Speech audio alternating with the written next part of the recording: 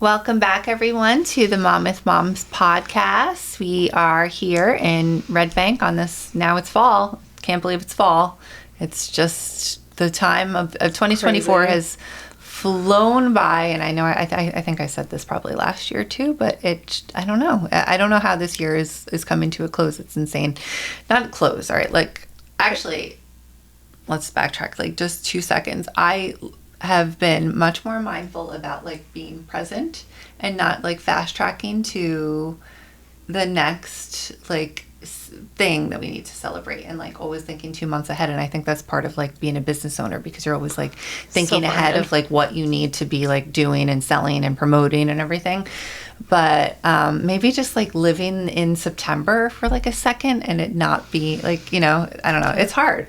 So anyway, I'm so excited to have my guest on today, Erin Haney of Raising Sunshine.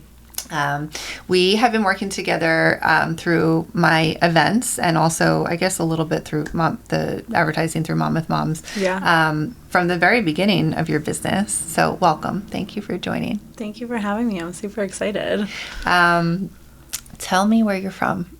I grew up in Metuchen, right from Middlesex County. Okay. And then I went to college in Monmouth, and since then I've bounced all around Monmouth County with my husband. Oh, you have? Okay. Yeah. I feel like I did know a little bit about your story, probably like when we first, and maybe did you do Meet a Mom, or like, no, we did like a post initially. Yeah, we've done posts and giveaway. Okay. When I was starting and trying to figure out anything marketing in life, Yeah. you're my first person to be like, here's what we do.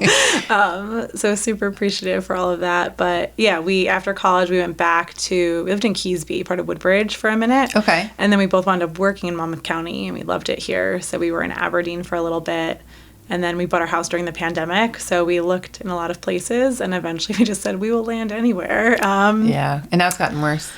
Yeah, I'm so glad we got in when we did. It's not like the dream home. It's definitely the starter home, but we got the backyard and the bedrooms and the playroom. So it was time with a toddler to not be in a small apartment. Right. And we can, someday the market will change.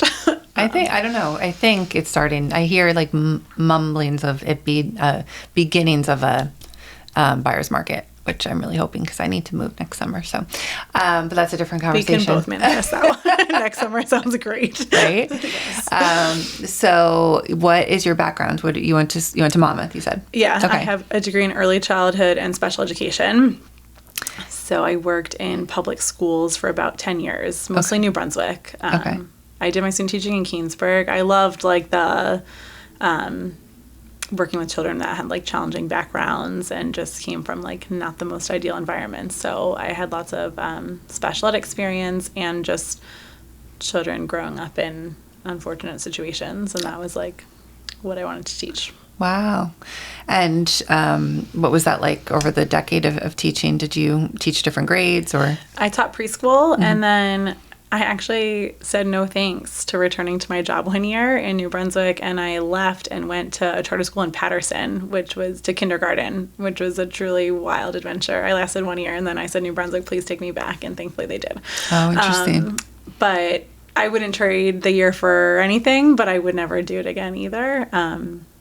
I met the most incredible coworkers, like the people who were like pouring their hearts and souls into this school and the children, but just so draining. The commute was like 4 hours a day sometimes with traffic. But just, I don't know, being able to just know, like at the end of the day, you 100% made a difference. Like what you did today, no questions asked, like it was really important and it mattered. That feeling is like really addictive. So like I loved teaching that, and to have first graders or kindergartners that don't know their letters and then like they read you a book by the end of the year. Like that's incredible to see their face the first time they realize like that they read something. Yeah. I love that. So I taught anywhere from pre-K, K, and first. I bounced back and forth between there. I got asked to move a little bit higher, and I said, I make too many like voice inflections for classroom management. So like you have to keep me where that's appropriate, or I don't, then my skill set like goes way down. So yeah, so I loved that. But then when my son was born, I didn't want to work full time. I didn't it consumed so much of my life, mornings, the full school day, and then even I gave so much after school and just emotionally draining that I didn't want that big of a commitment anymore outside of my family once he was born. Right. So I didn't. I extended my leave slowly until I resigned. Like when I couldn't extend it any further after a year, then I turned in my resignation. So interesting that you said that, because we just attended, my daughter's going to a new school. We just attended back to school night a couple weeks ago. She kind of hit the jackpot with the teacher lottery this year. The teacher's like been a teacher for 30 years. I think actually 35 years. I think she's been a teacher at the school for 30. She at one time was the principal and the vice principal, and then kind of went back to teaching because that's like what her passion is. And she talks a little bit about like setting boundaries for herself, because you could just tell like she's seen it all, done it all, like just been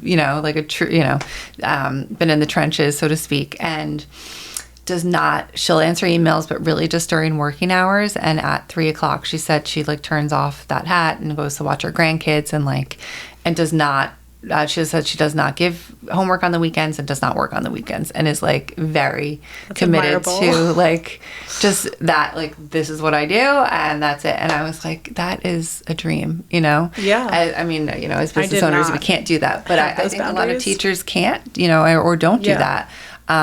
But like, I liked that she was kind of like, this is what we're doing here, and I get it all done during the day, and I need a life. But that's how you don't burn out. And totally. Having your kid being taught by somebody who has strict boundaries sounds way better than somebody who's burnt out because they're trying to do it all, but then at what personal sacrifice? And totally. The impact of that. No, that sounds like a dream to like work 9 to 3 and like really turn it off. But she also, probably is such a well-oiled machine that, she kind of knows like how to navigate the day and be productive and stuff like that. So, but I thought that was interesting because I know that teaching is really hard. Yeah. So I know through teaching, you kind of had developed some ideas, right, for your business now. So how did that work? So I actually, after teaching, went to early intervention because I hadn't worked for a while, and we were definitely a 2-income family, or needed to be a 2-income family again. So I worked for early intervention opposite hours of my husband, who also works in a school. So I worked nights and weekends when he was home because we didn't have great childcare options.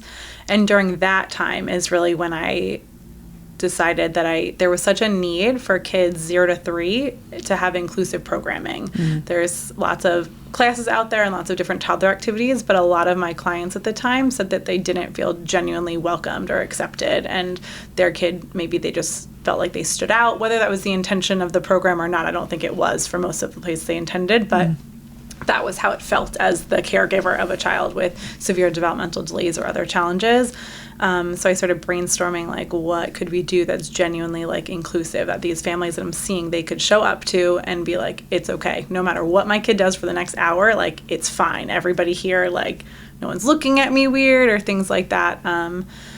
And I got a reputation for being I used to bring like Jell-O, like with puzzle pieces hidden. I'd bring like all kinds of messes to these people's kitchens. So I got like a sensory reputation there, and it was effective. So I kept going with it. And then the pandemic started, and my early intervention caseload that took like a year to build up just died like overnight. Wow. They even closed. Like there was no early intervention for a month, and then it was virtual. And if you've ever tried to do like teletherapy, like with a 1-year-old, it is horrific. It's parent training and coaching, but like there's a 1-year-old involved, so that was not for me. So I went back to school for 1 year. That was like my Hail Mary, like we need a paycheck, and it was horrific. Like my mental health was not okay. It was 2020. I went back September 2020. That was my reintroduction to public school. Loved the school I was at, worked with great people again, but just like I was not okay. It was not the right fit. So then I started Raising Sunshine and I needed to do something. And I think people are like, well, how do you figure it out? And I'm like, failure's never been a choice. Like my family has always needed me to have a job. And especially when I started, it was figure it out fast enough or you have to go back to school in September. Right. Like the timeline is small and the family needs are high. So figure it out or bust. And I didn't want that choice. So so what is Raising Sunshine? So Raising Sunshine is, I don't know. I don't have a quick... You don't have an elevator pitch? No, I need to work on my elevator pitch. It's too long. We have inclusive programming for children 0 to 5 and their caregivers. So we do sensory play classes, baby activities, parent support groups, cooking classes. But I feel like every month there's something new. Right, yeah. So as we're opening an early childhood community center next month, and then we're just going to explode with all of the things 0 to 5. Anything that a kid or family support they could need will be in our building, or we'll be able to easily refer them to what they need. So you started attending my events, I want to say very early on, like when I first started kind of doing them. You were probably one of the first big event. Yeah, people to like be on the turf. I think we did the Mommy and Me Fair, which you probably weren't at. No, I was working for that one. I think that was like when I had like 2 classes and like I had already like had when I didn't have a team back then. So I wasn't at that one. I also started during COVID, but I don't remember at one point. I feel like it was around, it must have been 2020. I don't remember. The spring one was the first one I did. Yeah. Because it was the first. So that was my third event. That I did. That was the first spring one that I did though. And you came and it was like an enormous hit, and you're putting it mildly, like what, the popularity and like I want to say like cult following that you have for moms across Monmouth County that you've grown this business into, because everyone loves Raising Sunshine. You've set the bar so high. I think it was also great timing with like coming out of COVID. Yeah. People really wanted things to do. I also attribute that to, my success with the events, because it became like this, we weren't allowed to do anything. So we kind of just like, we emerged into this like, new culture where we really craved, social events, right? And things to do for kids and being able to be out and connecting and learning and growing and stuff like that. So it was great time, great for our community to learn about your business. So I think you started initially like selling like sensory kits and stuff, right? Do you still do that? So first I started with classes. I had 3 classes at like local parks. They were only outside. I didn't have like any indoor options. If it rained, we just didn't play that day. And there was like 3 families on a good week at each one. Super grateful. I could still name all of them. They're all still so supportive. So all those kids were born during COVID. So like you just said, they were all looking for like, what can I do? And each kid got their own sensory bin, and we sat 6 feet apart on mats. Like it was still like social distancing time. Right. So they each came, but they were like in the presence of other kids and they could talk to someone they didn't live with, like another adult, which the caregiver community, I think that's why it thrived so quickly, because that was missing for so many months before that, during the isolation. And then I actually started selling sensory products, because the classes like it takes time. It takes time to build a following and to spread the word. And I have 0 background in marketing or anything business. Like early childhood education, like that's where I thrive. But everything else has been a sharp learning curve. So I started selling products, because the classes weren't like in the winter, that first winter, they were dead, because then we went inside, but it was still like masking time and things like that. And people didn't want to bring their kids for good reason. It was a scary time to have a toddler. So I started selling sensory products as like all right, like we're figuring it out. And then for a minute that was doing better. So I made hundreds of pounds of Play-Doh and dyed thousands of pounds of rice. But then, so my second summer 2022, I guess, classes really picked up. So then we still do some products sometimes, but more just when like people in the community are like, we need rice for home. And I'm like, cool, we'll do like a Halloween sale or a holiday sale. And then since then, we've just been expanding class locations and then class types especially as people started to like outgrow. And I'm like, well, don't leave us yet. Like, I love seeing your family every Wednesday. What else can we do? So that's how the cooking came. And then the parents of the first families started having like more children. So then the baby classes came, because we wanted to see all of their children. Right. And, you mentioned how someone that, you didn't really have a background in marketing and in business and stuff, but it has come naturally to you. But I also think that because you you saw, you worked for over a decade, in early child education and all different facets of it, right? You saw like how children learn and like, probably things that are lacking with the education system and how children learn and how they're taught, right? Yeah. And perhaps even, I wouldn't know, but like how, maybe things are stifled like within children, like, within different curriculums and how, like I know you're mentioning earlier about someone that like, how your own children thrive, right? And how, like, I know how my kids, learned, and oftentimes that was not how the classroom went. So it was kind of like, well, I can't afford to send, my son to, a really, really expensive school where they can run around and kind of work and learn in a different environment. But, there's such a gap. There's such a gap, right? How kids are meant to learn, not all, some kids, how they truly thrive, and how it's the accessible traditionally options. taught. Right. But I think with so many businesses, and I hear the story over and over now, from working with so many mompreneurs in the area and just like learning about how businesses, thrive and grow. And if you're really putting like value first and revenue second, that those are, if you're meeting a need and meeting moms where they are, like you kind of learn as you go. And also like I see, you're hustling, you've grown so much, and like you are just constantly trying to do more because the alternative is going back to somewhere you don't want to be. So you gotta I'm not going back. You're not going back. Right. Nope, we're gonna keep figuring it out. We're gonna keep figuring it out.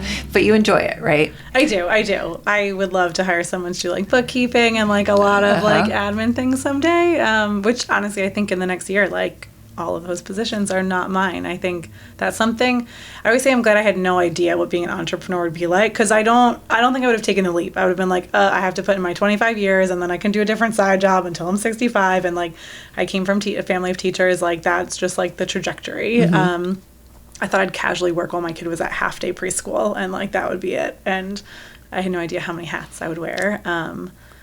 But it's been good. It's been good to like be thrown in. And even with our space, I signed the lease with like a quarter of a plan. I was like, I have 6 months to figure it out. So like that's plenty of time to do all the things. But I think just keeping, like you said, I know there's a need. Because I'm a mom and I have this need. Now my kid's older. But I had this need for the last 6 years. So I know I'm far from alone in that in the mom world. So if we can really meet a genuine need, and that's the top priority, everything else works out. Totally. It does. And I always tell my kids all the time, like, if you work hard and do the right thing, like things always seem to work out. But, if you're enjoying it along the way, that's even better. So tell me about sensory play. I think this like new wave of classes and activities that are built for kids 0 to 5, I missed with my kids, definitely with my son who's 20, that didn't exist at all back then. And definitely with my daughter, she is 9. I think it was kind of like she was maybe like on the other side of it already, like when now you see a lot more of it. I hear her say words like, that's so satisfying, and like certain things that they all say. It's very funny, the kids, what they say. But there's like something to it. So tell me why kids love, sensory play, and what exactly that like helps them do.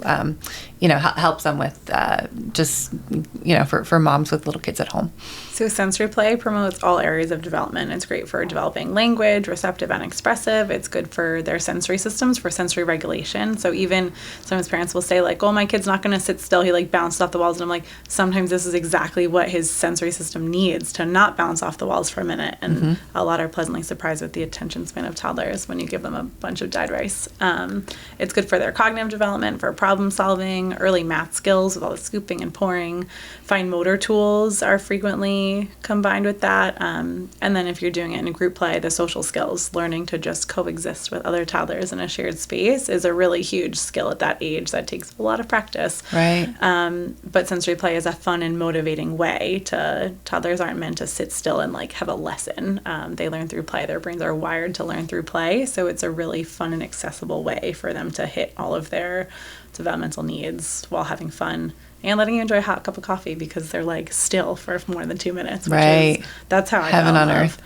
Yeah, for like the mom part, and then the kid stuff was a bonus at first as I was starting. Now we know how great that is too. I do. I know. I love. My kids were little, it was like anything that you could do that they were happy. And that's kind of how I still feel now. It's like, I love that, like, anywhere we go, or even like the events that we host, I like that, like, it's in a day that isn't just the kids are so happy, but there's like also things that the parents can enjoy too. Fills everybody's cups. It does, because like, you know, I think we grew up in a culture where like our moms were kind of like, it was only about the kids. Like moms were basically invisible, you know?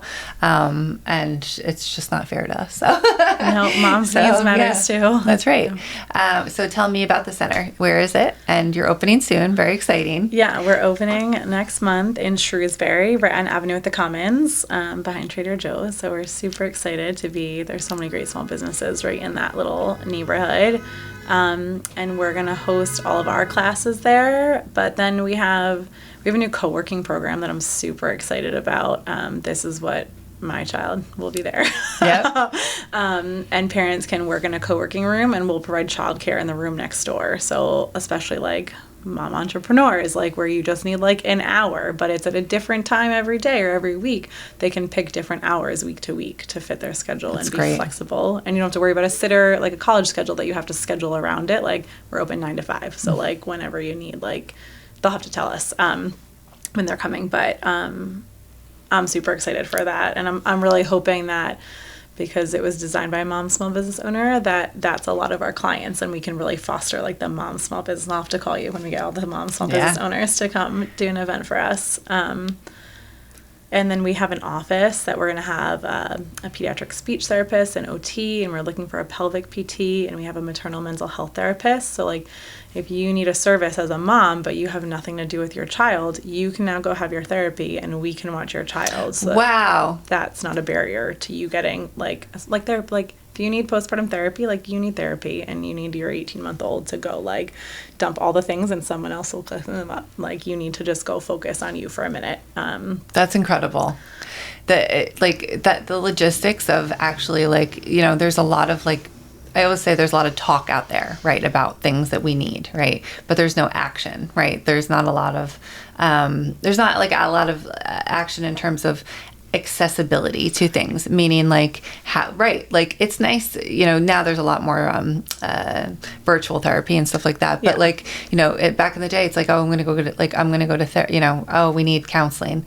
Okay, well, that is A, expensive, right, to get to the counselor, and B, then like who watches the kids? It's like a whole thing, right, on top of like after school activities and all of it.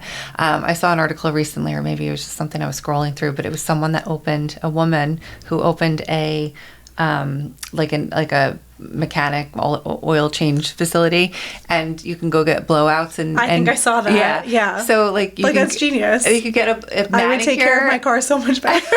Go get a manicure and your hair done while my car, like literally the other day I don't know if you saw, but like I am the worst. I will go to 6 miles on E, like before I stop for gas.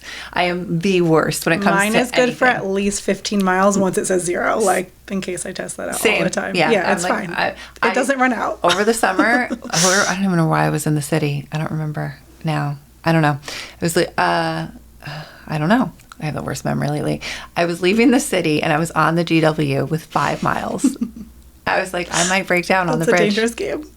I was like, I don't know why you push it this far, Kate, but I made it. All the time. I made it over the bridge to New Jersey and had to go like through Teaneck somewhere, and literally paid like $1 more than in the middle of like some neighborhood. I was like, wow. So this is who I am. Yep. There we go. And won't take care of my car because like who has time for that? It's not fun. It's not fun. It's not fun. I do a lot of responsible things. That's not one of them. So yes, we need more things that are like convenient, right? Well, even car seat safety checks. There's a statistic, I think it's as much as like 75% of car seats are installed incorrectly. Which like that's terrifying. That's a terrifying number, and if you're in an accident, like car seats are only good if they're installed properly. So knowing that most aren't. Yeah. So, but the police, like the county groups, it's like the first Tuesday from 4 to 8. And if it's a holiday, then you just skip to the next month. And a lot of the ones that I looked for, I actually talked to Middlesex County. I'm like friendly because I'm neurotic with car seat safety. So like the sheriff in New Brunswick like knows me, and I'm like, he grew, check it again. But like we're looking, I think we found someone that will come. So like your kid can be in there and great, and like you can be in the parking lot and they can check your seat. And Ocean Brew is setting up a coffee station for us. So like you can get your good coffee and your kid can be busy and you can get the services that you need for your family with your friends. Like we really want it to be a one-stop shop for anything kids and families 0 to 5. So it will continue growing as we get settled. Collaborating with people that can help. Like it's checking 2 boxes, because we're just like, we've become such a busy culture, and like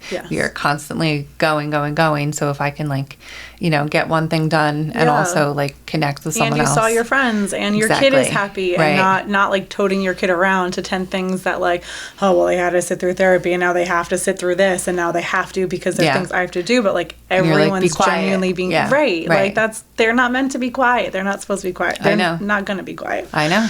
I recently, this is like a complete side story, but we were again at back to school night, and one of the moms I never met, but knew me through Mom with Moms. Like she just recognized me, and she said, "Does that happen a lot?" And I said, "Yeah, like it happens more now than it ever did." And it's strange, to be honest, because I know that I'm out there, like I put things out there, but I don't expect it to like it's weird be visible, like you know. And you're like, oh, you know, like it. So I can't. Sometimes I'm like, maybe I shouldn't go to Costco looking like this kind of thing. And I said to her, I was like, well, I certainly can't yell at my kids in public anymore. And she's like, no, you cannot. I relate. Oh my gosh. And it's because I'm like, Grace, be quiet, Grace, stop, Grace, stop. And one thing that I found like to be challenging, especially is like after school things now, where like maybe you can figure this out too, where like she's in a lot of activities, but I'm not the one to fill up her calendar like 7 days a week yet. I just think that like there needs to be some type of balance, but at the same time, she used to go to like an aftercare program, and I did that purposely because she would be there till 4:00, and she would like run around with her friends after school, do their homework. So when she came home, it was like she was really kind of tired. Like she was more like she was ready to have her downtime. Yeah, you know. And now like I'm noticing like she gets out at 2:35, and she's not in that program anymore. She like comes home and like goes out, like wants to go on her iPad and stuff. And like we don't live in a neighborhood where like kids. I don't think anyone lives in a neighborhood where their kids are outside anymore. Maybe some do, but we are certainly. It's like a cut through street for ways. So like there's cars flying down the street. We don't have a lot of neighbors with little kids and stuff, so she's like inside a lot, and that's tough too, because I'm always just like, you know, okay, I'm working, right? And it's just this whole like thing that we need to kind of figure out, like how, like other than immersing them in all these like a million activities after school, like how do we get these kids like to be like active after school? So like I don't know, I was trying to think of like something, you know what I mean, where like the middle school version of like just go all be chill together. Something we need something, but yeah, like you said, it's just like it's great that you like are offering these convenient things. I did a couple car seat checks, but we didn't have enough car seats. So like if my mom watched, then we'd have to take the car seat out, and then you got to go back to the car seat check. So that's annoying too.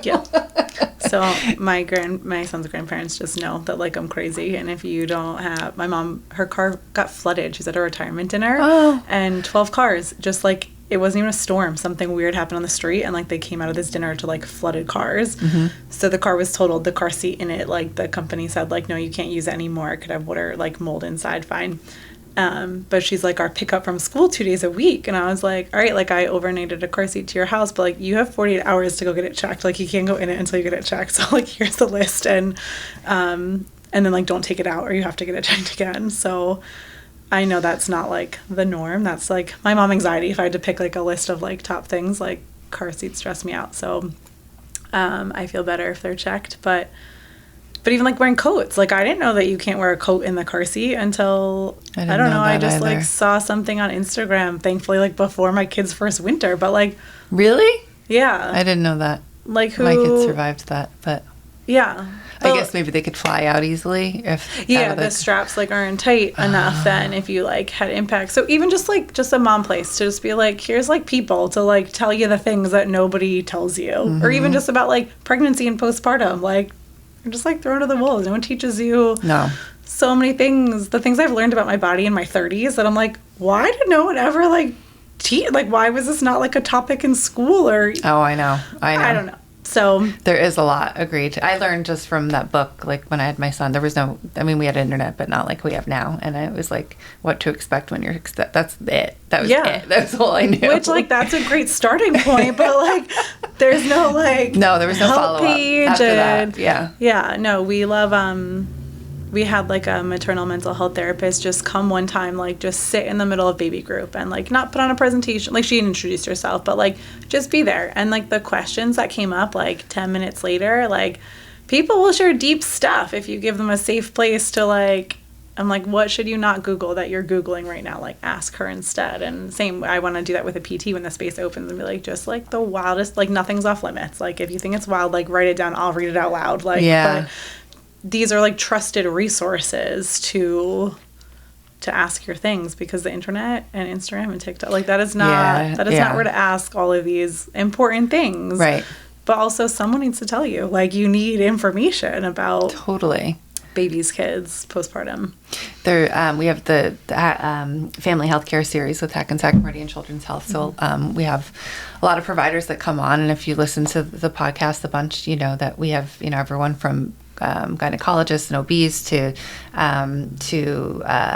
breastfeeding specialists and everything in between. So I've learned so much just about like things that I would never have even thought of, and like I'm going to butcher it, but you're a gynecologist. I think that's what, right? Yeah. I didn't even know they existed. Nope. And I was like, why would anyone like need that? And she was telling me all the things, and a lot of it's like postpartum and stuff. And I'm like, huh. I luckily didn't have any issues where I would have needed her, but a lot of women do, and probably like don't know or just live with it. And that's the biggest theme that I've heard from so many of the providers, is that a lot of women have lived with these issues for like 20 years, just thinking like, this is my body now, and it doesn't have to be that way. No. So, well, and even with postpartum anxiety, I didn't know. I had a really traumatic birth and like a really rough first year, but like no one tells you in advance like rage is a symptom of postpartum anxiety. So like if you're just like raging out at your husband or like pissed at your baby who like didn't do anything, like you just think you're a monster. Like, what is wrong with me that I'm like this angry, pissed person? Not that like that's like a symptom of a condition that like you need help with. So just I learned that at the PMAD Center. They were like, well, if anybody feels rage, like, and I was like, tell me more. What about like for 11 years though? Is that like a symptom? No. After 6, I don't know anything. My husband he worked in a middle school and now he's in a high school, and I'm like, good, because like our kid is 6 and like 0 to 6 I know so much, and like I have no idea what's coming next in our lives. I like officially tapped out of like my knowledge base. Okay. Rage at your husband for like a straight, I don't know. That might be something else, but yeah. But no. But like it's so important for people to just know and to have a safe place. Like intrusive thoughts are so common in postpartum, and no one like tells you like you might have some really wild vivid things, and like it's fine. Like it's just your brain like playing a trick. You're not like really thinking awful things, but if you don't know that and no one told you like, hey, like, why don't OBs be like, P.S., that could happen. Right. Before it does. And you're like, what the heck is that? Yeah, I know. Oh, my gosh, there's so much. So the center is going to have various classes throughout the week. Yeah. And then drop in any type of play that way, or is it all? We're going to have, so we took over like 2 suites in this building, and then there's like a door between them. So one side is going to be like our open play cafe. So we'll have like from 9 to 5 various like time chunks that you can sign up to just go and free play in there. And then we have a classroom. So that's where we can have our sensory play and cooking, and we're trying to bring in music and art and yoga. And I want to bring in mom's yoga. That's like top of my list. I'm like, leave the kids and like, we'll go yoga. And then we have a third room that's going to be our co-working room during the week and our birthday room on the weekends. So we're trying to really like multi-use the space as much as we can. So exciting. Yeah. And you BYO coffee, or we're gonna have a coffee bar. You are gonna have a coffee bar. Okay. Yeah. Ellen from Ocean Brew is hooking us up with a coffee bar. And I don't drink coffee. I get migraines, but she's gonna teach me how to make all the good coffees. Nothing wild with like cold foams and stuff, but we will have some really good lattes and basic coffee drinks and tea. And some snacks and different things. We're allergy friendly, so we have lots of allergy safe things so that I'm a food allergy parent, so it's nerve-wracking when your little kid like could eat something off the floor because they eat everything. I can't imagine that. So we're trying really hard to be just conscious of what we offer and what people bring in, so that nobody has to worry that like their kid they don't have to be on top of them. They can let them go and that they'll be safe. Okay. So you've had quite the journey in the past 3 years. What I know you mentioned how you come from a family of teachers. How has your family, like, are they so super proud of you? Are they like so enamored by like how far you've come? What has that been like for you? We don't talk about it that much, honestly. No, it's kind of just boundaries are like a work in progress. So I've like protected this. I'm really good at like putting walls up. So I kind of from the beginning guarded this. Like this is my project, my baby, and like nobody mess with my things. And I've had to do a lot of mindset work about like what we've done and like how far we've come. Is it hard for you to like stop and think like and then be like proud, or are you just constantly like, okay, now next I get to do this, now next I get to do this? Yeah, it's all just like, okay, even like when I posted our Halloween events and like my texts, DMs, emails, like everything at the same time like blew up and people were like, I'm so proud of you, you're opening, and I was like, all right, but I gotta write the contracts and I gotta do things, and they were like, but like you did it, and I was like, but not yet. Like, do you know what still has to happen in the next 30 days? And then the first year I need to like show a profit and Right, and then I have to hire like 10 more people and train them, and they need to show up. And then you're only as good as your last day, so you have to make sure that like everyone's happy. And I completely understand where your head is. So it's hard to stop, and I feel like once the doors are open, I feel like if I stop and think about it, though, I just like cry, and I don't know if it's like overwhelm or excitement or gratitude. It's all of the big feelings mixed together. So I try to not stop because we have deadlines coming. Right. So I think it's like really important to kind of hone in on the fact that like if you had said, if someone like said to you 6 years ago, you're going to own this like amazing center in Monmouth County, you wouldn't have believed it, right? Not even. Okay, and same for me. Like if 15 years ago someone said that, I always talked about like wanting to own a business, but like it was just kind of this pipe dream, and it was just I just say it, but like there was no actual plans or anything. And if someone said, and because it's a lot, like it's daunting, you know, like it's a lot of work and a lot of like risk, right? Which is not something that I think we as women are comfortable with. 5-year lease as moms, right? 5 years. Yeah, that's a big commitment. Big commitment. And that's my mortgage in 5 years to another property. Right. Like we get 30 years for the mortgage and we get 5 years. So like, it's pedal to the metal, right? Yeah, like failing's not a choice. But at the same time, like, so I know for me, like if someone put up like a thing, here's all the things that you're going to have to accomplish. And 4 years ago, I'll never forget, like, I guess it was 4 years ago when I hosted the first event. I had created events. I came from hospitality. I worked in that restaurant world. I did events for other people. I did a lot of different things for other businesses. And like, I don't think I ever got nervous about it. It was more just like stressful or whatever, but like work stress that you like left at home. Like when you went home, you left at work, right? I remember like, I didn't sleep leading up to the week of the first event. That I think it was like on a Thursday. I was so nervous, like that it was going to be okay. I was like nervous about like the craziest, stupidest things, like too many strollers. Like I don't even know what I was like nervous about like people like getting hurt. Not that I'm not nervous about people getting hurt even now. It's more just like I was worried about these like asinine things. There was like a stampede one time in, I don't want to say, maybe like Japan somewhere. Taiwan, I don't know. There was a stampede a week before an event that I had one time, and I was telling my husband, I'm like, that could happen to me. And he was like, what is wrong with you? Like, why are you worried about this? I'm like, I don't know. I just like worry about the craziest things happening. I have like a hair on my face. But it's a big deal. It's a big deal, right? And there's so much to worry about. But then you kind of like get to that next level, and it doesn't happen. None of it happens that you worry about, right? No. And like, it's fine because you've like gone to the levels of like, I think if you pour your heart and soul into something and like really try and make it like your best, even if it's like not the best, right? Sometimes you fall short, and sometimes the not class is like a failure, right? Like I've had ideas for moms and they're like, no, Kate, that wasn't a good idea. But you keep going, right? That like it always works out somehow, and it always does. It does, and I think that like that message is so important to drive home, because if you're a mom, and I got a message today from someone, and she asked to come on the podcast. I don't know her.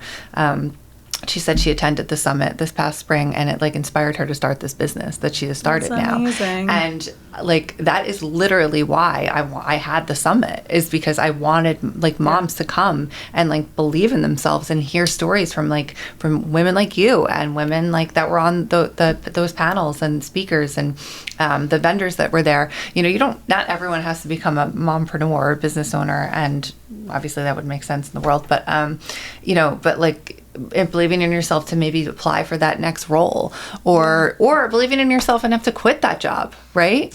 And stay home. That's huge too. That's huge too. Whatever your dream is, right. Just to have the courage that like to take that next step and not be afraid to work out, to believe in yourself that you're going to figure it out and you can make it work. And if you don't want to work full time anymore because like it's really important to you to be home and and be with your kids for pickup, right? And like that's important to me. That's why I started Mom with Moms, is because I wanted that flexibility I didn't have at the time. And I just think that like the more we talk about this, the more that it just becomes like more common that women are really kind of giving themselves the chance to meet themselves where they are. Yeah. So that's huge. So thank you so much for sharing your story, because I've always been inspired by you, and I've watched you grow over the last few years, and I'm so excited for you to open the center and see all the amazing things that you do within the community, and just bringing people together and working with other business owners, right, to highlight all the incredible resources that we have in our community. So we will share when it opens, obviously. We'll put in the notes, so if you want to reach out to Erin at Raising Sunshine, we'll put your website in the podcast notes here. And so we're looking at October? Yeah, we're going to open for Halloween events. Okay. We're opening part-time the week before Halloween, and then hopefully full opening by mid-November. Okay. So October 2024, if you're listening, because sometimes you'll listen a year before and you're like, when did this open? So yes, we will connect, and thank you again for coming. Thank you so much. I appreciate all your support as we've been on this wild ride. Yeah. And wishing you continued success. So coming soon, we have our Fall Fest, which is October 27th, 2024. Added all kinds of new fun outdoor Halloween zone activities. We have our Touch-A-Truck that's coming back, but we've also added some new activities, inflatables, bounce houses, Halloween games. We have a DJ that's coming. We'll also have one of the local radio stations coming to the event, and then indoor, Erin will be inside on the turf, I believe. We might put you outside, I'm not sure, but we have all kinds of fun indoor activities as usual. Our character station, it's a great opportunity too, if like you are newer to the area, to kind of come and check out like all the different activities and people that come that offer like different things outside of the event. So it's a great day. The fall is probably our biggest event of the year. So fun, such good timing. And it's 3 days before Halloween, so we'll have lots of treats for the kids that day as well. And then we're also bringing back our holiday fair, which everyone's super excited about. Sina Joe will be back, so that's Sunday, December 1st. So stay tuned for details about that, and a special announcement we have for a cool holiday activity that's new, and I can't believe that I'm planning that too, but it's really exciting. It's really cool. It's going to be a good one. It's a good one. So stay tuned for details about that and more. And as always, jump onto themomwithmoms.com to stay in the know. Thanks, everyone.